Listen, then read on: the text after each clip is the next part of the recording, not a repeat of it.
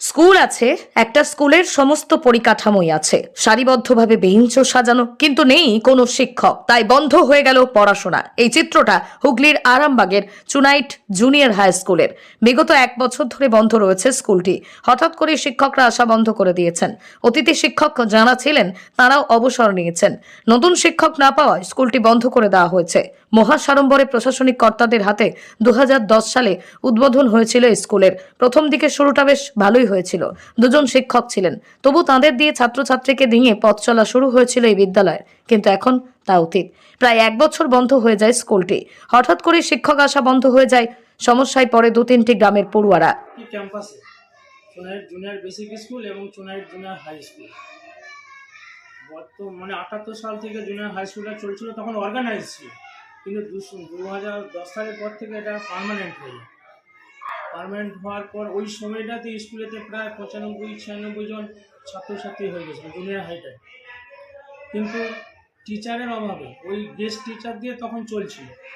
এবার গেস্ট টিচারদের যা 65 হয়ে যাচ্ছে, তারা চলে যাচ্ছেন, মাস্টারমশাইরা একজন হয়ে যাচ্ছেন, আবার একজন মাস্টারমশাই এসছেন, আবার তার 65 হলো, একজন চলে গেলেন। এইভাবে আস্তে আস্তে এইভাবে চলতে চলতে আজকে 22 সালের জুন মাসের পর থেকে আর কোনো টিচার, গেস্ট টিচারও আসেনি।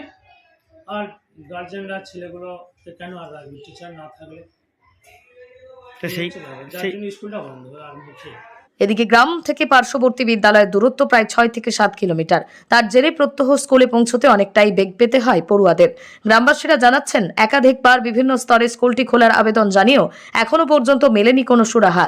এই বিষয়ে স্থানীয় ব্লক প্রশাসন থেকে শুরু করে জেলা প্রশাসন সব জায়গায় দরবার করেও মুখে কুলু পেটেছেন কর্তা। অভাব কি হচ্ছে জানেন, যে মাস্টারমশাই আমাদের নিয়োগ করছেন না।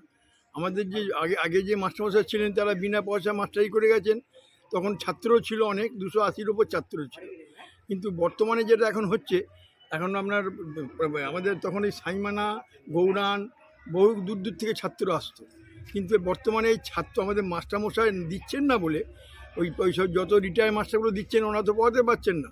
ছাত্রের বাবা মা গার্জেনরা তারা বলছে যে এইসব মাস্টার দিয়ে তো পড়াশোনা হবে না, তারা তখন বাধ্য হয়ে অন্য স্কুলে নিয়োগ করে দিচ্ছে, ওই ক্লাস 5 থেকে অন্য স্কুলে ভর্তি করে দিচ্ছে।